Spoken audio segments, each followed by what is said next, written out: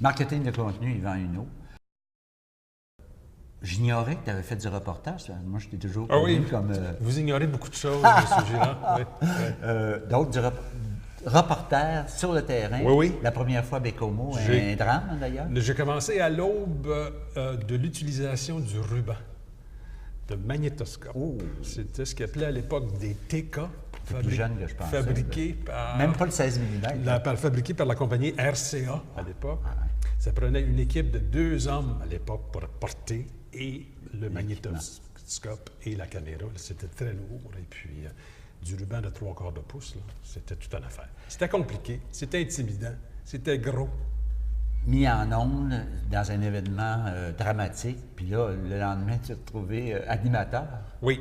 Parce qu'il manquait un animateur. C'est ça. Les choses ont changé beaucoup depuis. Oui. C'était dans un réseau anglais. Oui, CBC. CBC. Oui. Anchorman. C'était-tu déjà Newswatch? C'était Newswatch déjà. C'était News World à l'époque, naissait en 1989, bien avant RD aussi. Bon, à cette époque-là, le son, parce que le son, les gens ne réalisent pas. Ceux qui voudront produire du marketing de contenu puis faire de la vidéo web chez eux, dans l'entreprise, ils vont se dire, bon, ça nous prend des images, ils vont parler juste d'images, mais le son est bien important, parce que le son, c'est le contenu, puis c'est ce que les gens sont en train de dire. Tout à fait. L'image est importante, le son. Mais paradoxalement, le son est plus compliqué que l'image, parce qu'une image, c'est toujours regardable, mais un son qui n'est pas bon, tu n'entends rien. Écoutez, y avait-tu des problèmes à l'époque? À l'époque, ça se faisait avec une perche, avec des gros micros, et c'était très sérieux à l'époque. Maintenant, c'est un peu moins sérieux parce qu'on pense que tous les petits micros peuvent tout capter sur un petit appareil, quelque chose. Hier soir même, je regardais un clip sur YouTube. J'avais une image superbe en couleur, en 4K presque, et le son était tout croche, pourri. On le sent immédiatement. J'ai fermé le clip, ça ne fonctionne pas. C'est ça. Ça veut dire que la personne décroche à de l'image, puis ça a l'air intéressant, mais c'est frustrant parce que tu n'entends rien, puis tu n'entends pas les propos. Le son, l'image, on la voit, le son, on ne peut pas le voir. C'est intangible. C'est peut-être pour ça que c'est dur à manager. Ça veut dire que tu es en train de faire un reportage, puis il passe une ambulance, tu es obligé d'attendre ta question.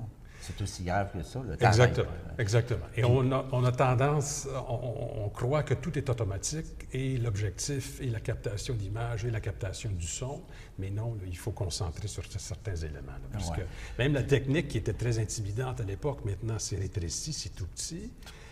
C'est encore assez intimidant quand même pour la personne qui est devant la caméra, mais il faut faire attention à tous les détails là, afin que ça sorte comme... D'ailleurs, nous, on enregistre présentement avec des iPhones, là, tout simplement, puis on a 4 fois plus de résolution que des caméras qu'on a payées. Moi, j'en reviens pas. Ça a beaucoup évolué. Ce qui permet à une entreprise, sans devenir un diffuseur, puis sans devenir un média, d'être quand même le média de sa propre marque. Tu sais, c'est-à-dire qu'il y a des sujets, des belles histoires à raconter, de l'expertise à montrer, bien des choses à illustrer. S'il le fait lui-même et qu'il l'envoie dans les réseaux où ça ne coûte rien, des réseaux sociaux, qui ciblent son affaire, il peut très bien être bien traité parce qu'il va être traité par lui-même. Oui. Puis faire de...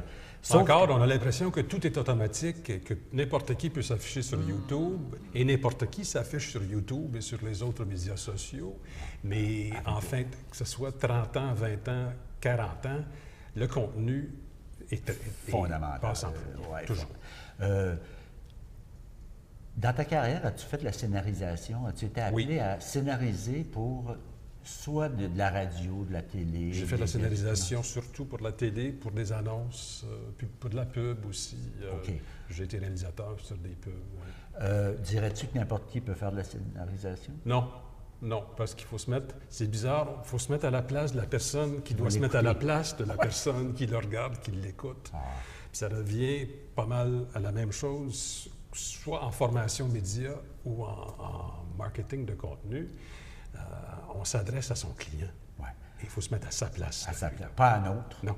Surtout pas à la nôtre. On a tendance, j'allais dire, c'est pas une habitude, c'est un réflexe. On a tendance à communiquer de l'interne vers l'externe. Voici quelles sont mes priorités. Ça se voit par l'entremise de Facebook aussi. Là, on est tous là. Voici, je mange un sandwich au poulet aujourd'hui, puis je te prends de vacances. I don't care. Moi, ce qui m'intéresse, c'est moi, dans un premier temps, le client. Qu'est-ce que vous avez à me proposer à moi? Ça, c'est fondamental, ce que tu dis là. le marketing de contenu, c'est finalement de segmenter une clientèle qui va être intéressée à ce qu'on y dit, parce que professionnellement est intéressée à ça, à des besoins, des utilités, et de toujours penser à elle quand on prépare notre contenu. Je t'adresse, là, je connais tes besoins, et voici ce que je te propose à toi, là, qui va te rendre la vie plus facile, qui va faire évoluer ton commerce, whatever. La scénarisation, si on est obligé de scénariser des choses, pensons à une entreprise qui est cotée en bourse puis qui veut faire du marketing de contenu. Il faut qu'elle commence à penser en termes de courtiers boursiers qui vont influencer le niveau de son titre en bourse, qui vont avoir beaucoup d'incidence, mais c'est quand même un monde qu'elle ne connaît pas. C'est pas son monde à elle, l'entreprise, c'est un autre monde à qui elle veut adresser des messages. Ça veut dire qu'elle a intérêt à penser de scénariser des choses pour s'approcher de ce que tu viens de dire, c'est-à-dire te mettre dans la peau de l'autre. Oui, je vais te prendre par la main, là, je vais t'expliquer certaines choses. C'est ça. I'm going to tell you a story. Le mot en anglais, le pendant en anglais, pour le mot reportage en anglais, c'est story. C'est pas tout à fait le même sens en français. C'est une histoire. Je vais te raconter quelque chose qui a un début, un milieu, puis une fin. Là, tu vas être capable de t'insérer dans ce scénario quelque part et de te dire « Ah, c'est utile pour moi, ça. » Là, je te comprends, puis je vais donner suite à ce que tu me proposes. Tu as fait beaucoup de studios à une époque où ça n'avait rien à voir avec la technologie d'aujourd'hui. Par exemple, je ne me trompe pas en disant que l'éclairage avait une incidence énorme. Je veux dire, si tu étais mal éclairé avec les vidéos de l'époque, l'image était... Oui, c'était très important, surtout avec les anciens, je les appelle les anciens appareils maintenant. Ça prenait plus de lumière. Plus ancien que nous. Oui. Ouais. Encore maintenant, on revient sur cette tendance. On pense que voici, c'est automatique et l'appareil va s'ajuster. Non. OK. C'est le point que je voulais faire. C'est ça. C'est que c'est pas parce que la technologie a évolué considérablement en termes de capacité, puis de qualité d'image, puis de définition, puis de HD, que si tu n'as pas un bon éclairage, tu es à contre-jour, la personne elle va être noire. Immédiatement, c'est comme le son, on va le voir immédiatement, on va dire amateur, clic, gone. Oui. Ça, c'est un autre point qui est important, c'est que la compagnie qui veut, on ne demande pas d'être au niveau de Radio-Canada ou de TVA, mais d'avoir quand même un minimum de qualité requis pour pas que les gens flochent. Les équipements sont beaucoup plus abordables qu'ils l'étaient.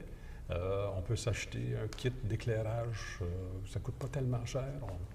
On organise, on prend le temps de le faire comme il faut dans un premier temps. Oui. Surtout si on décide, on dit dans notre type de production, on va commencer par faire toute la haute direction, on va leur faire des entrevues, human interest, côté humain, puis l'expertise aussi. Puis on va crédibiliter notre position parce qu'on va montrer des gens qui sont bien intelligents. Alors, on va faire des entrevues. Mais il faut quand même qu'ils soient à leur avantage éclairés convenablement. Puis il y a quand même quelques petites règles, tu sais, le keying dans un éclairage, puis le back. Tu sais, je veux dire, il y a quand même quelques règles à connaître. Si ça devient une distraction, ton son, ton éclairage, ton vidéo, c'est perdu. Ouais.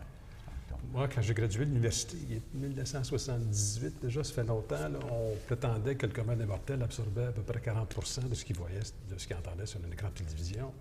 Aujourd'hui, 15 peut-être, 10 Pourquoi? Parce que c'était moins distrayant à l'époque, en noir et blanc. Il y avait de la télé en noir et blanc à l'époque. Je ne sais pas si tu te rappelles de ça, M. Girard. Malheureusement, oui. Mais en couleur, avec les gros écrans et tout, c'est plus distrayant. Et les gens, les yeux se promènent un peu partout.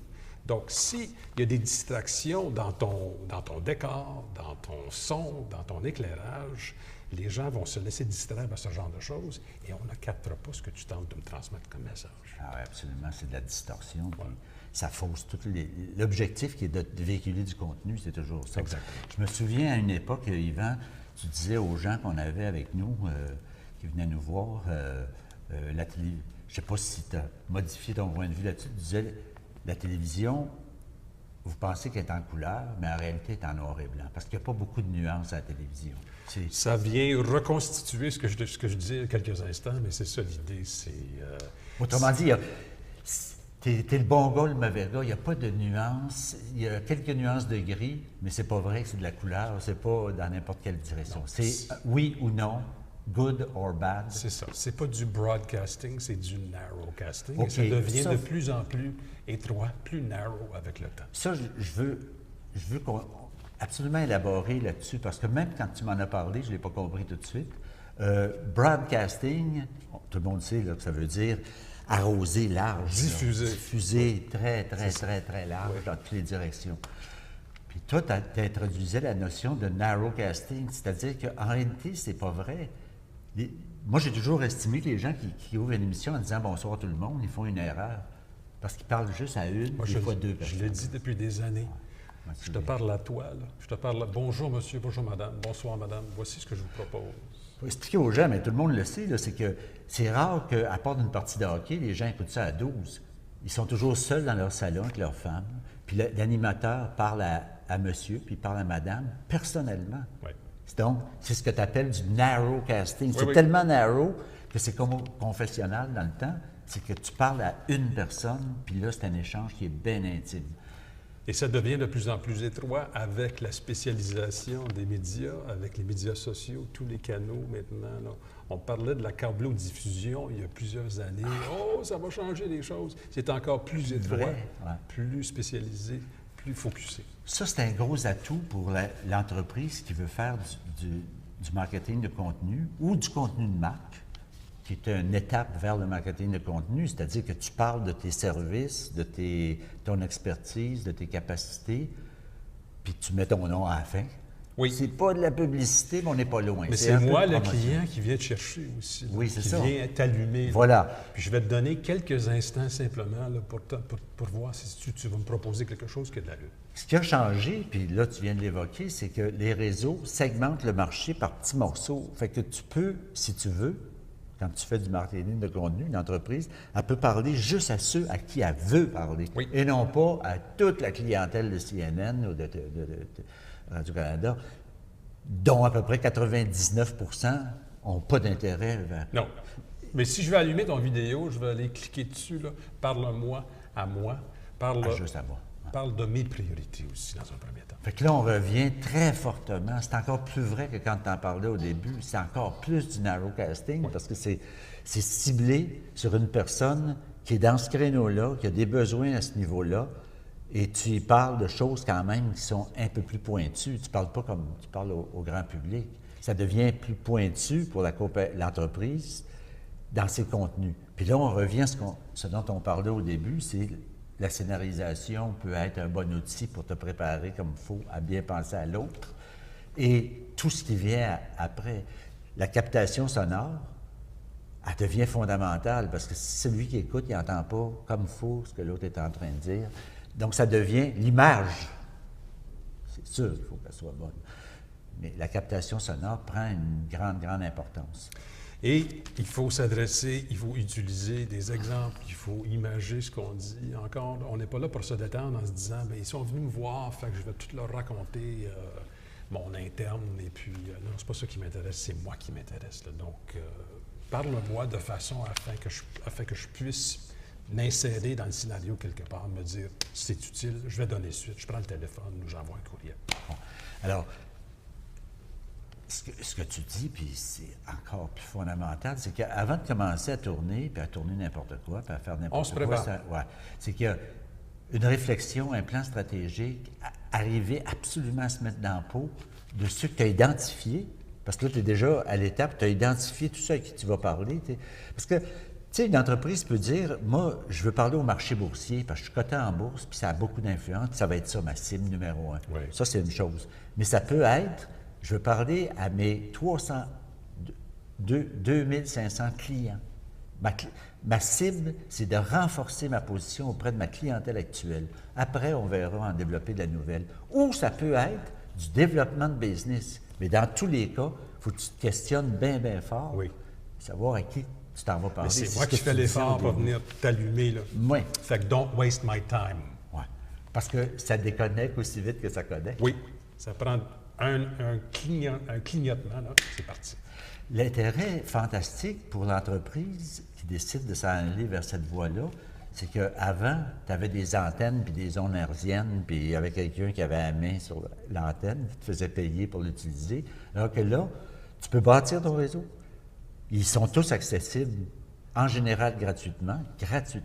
Sur une tablette, sur un téléphone, sur un N'importe où. téléviseur, sur un moniteur d'ordinateur. Non, mais c'est aussi que les gens qui veulent diffuser, imaginons que là, ils ont tout fait leur devoir, puis ils ont fait 20 entrevues avec des experts de chez eux, puis les entrevues sont bonnes, puis tout va bien, puis ils ont un bon produit, puis il est bien mixé, puis il est bien attaché, puis le son est bon, puis l'image est bonne. Là, je dis, à qui on va montrer ça? S'ils se contentent de le mettre sur leur site, c'est pas sûr que tout le monde va débarquer le lendemain matin pour aller cliquer sur le site. Il faut qu'ils poussent un petit peu.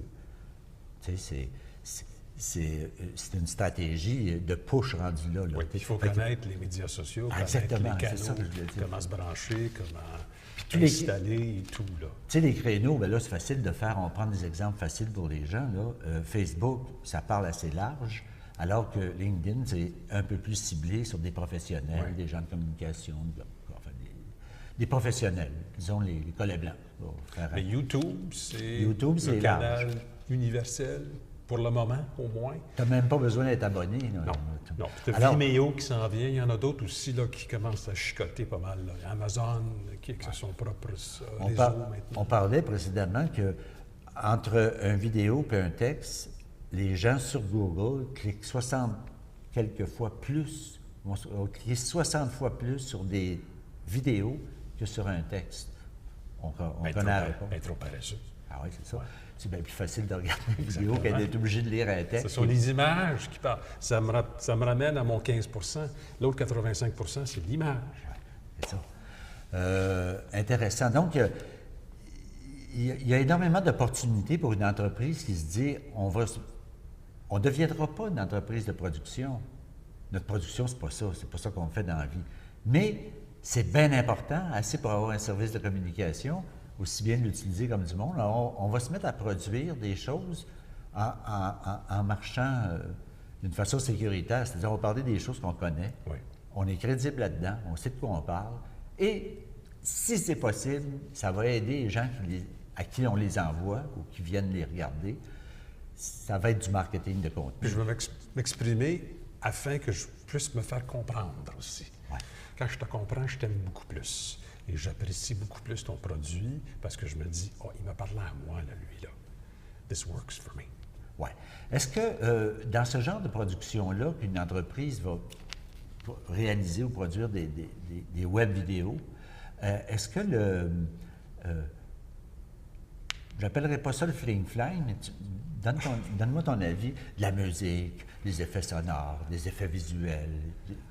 Moi, les effets, ça m'impressionne un peu moins. J'aime voir certaines images, peut-être des extraits vidéo de quelque chose. On parle d'une usine de X, Y, Z qui produit un certain produit. Je veux le voir, je ne veux pas le savoir, comme dit mon échange, je veux le voir. Ouais.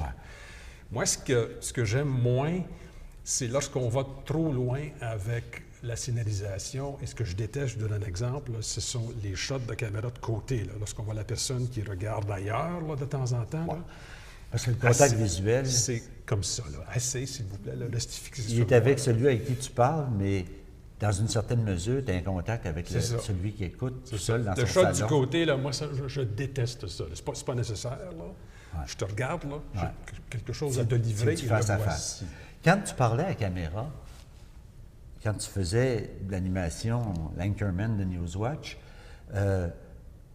n'importe qui à travers le Canada avait l'impression que tu leur parlais Oui. parce que tu avais dans C'est ta ça, tête le l'idée. narrowcasting. Ouais. C'est ça, le one-on-one. Là. OK, mais toi- Bonsoir, monsieur. Comment allez-vous ce soir? OK, mais tu n'avais personne devant toi. J'avais- Comment tu faisais pour... Avais-tu un truc pour imaginer avoir autant d'intensité dans le Moi, regard? j'ai commencé en radio. J'avais 16 ans. J'ai fait de la radio pour une dizaine d'antennes au fil des années. Et à la radio, tu n'as pas de caméra, tu as un micro. Donc, il faut que tu t'imagines qu'une personne au bout du fil, il n'y a personne qui t'entoure, il n'y a pas d'équipe. Tu as ton tableau de contrôle et ton micro. Donc, c'est peut-être ça qui m'a formé d'une certaine façon parce que... Mais ça t'a pas donné un choc quand passant du micro où c'est juste le contenu, la voix, les propos, à une question d'image? J'ai dû apprendre plusieurs choses. J'ai dû apprivoiser couleur de la cravate. tout ça. Les distractions aussi avec les gens qui étaient dans le studio et tout. Après un bout de temps, là, tu t'habitues. Et puis, tu as l'habitude de regarder l'objectif et de dire « Bonsoir, madame, bonsoir, monsieur. Voici ce que j'ai pour vous ce soir. » C'est Est-ce pas que évident. quelqu'un- C'est pas évident. OK. Est-ce que quelqu'un qui ne l'a jamais fait, dans une entreprise qui décide de faire une série de vidéos, C'est puis que pas- lui, il va se retrouver animateur? C'est-à-dire qu'il va être obligé de parler une Oui, minute, il une va demi-minute. devenir animateur. Oui, il va devenir animateur. Il va, Ou elle. Oui, il va planter le sujet, il va Oui. planter le décor. Il va dire aujourd'hui, on vous amène à tel endroit, puis on va parler à du monde qui ont fait ça. Mais là, quand il fait ça, il s'adresse toujours à une personne derrière la Oui, la c'est caméra. pas évident. Ouais. C'est pas comme si on est en vacances en République dominicaine, puis c'est Whoopi avec sa bière, puis ça finit là. Ah, ouais, ouais, ouais, Faut ouais, se ouais, mettre là, dans le bon canal et puis dire C'est pas une situation naturelle comme à Punta Cana. Là, tu es naturel, tu regardes la caméra, mais en réalité, tu vois la fille ou le gars qui est derrière la caméra. Mais quand tu le fais dans un studio, c'est plein de monde qui se promène puis qui t'écoute pas. c'est pas la même chose. C'est très difficile. D'après toi, est-ce que le plus doué de la gang dans une entreprise va être en mesure de faire ça? Et on peut-tu toi, moi, d'autres, on peut-tu aider cette personne-là à pogner des trucs pour arriver à faire de l'animation? Sais-tu, ça fait plus de 20 ans que je fais de la formation média avec les gens.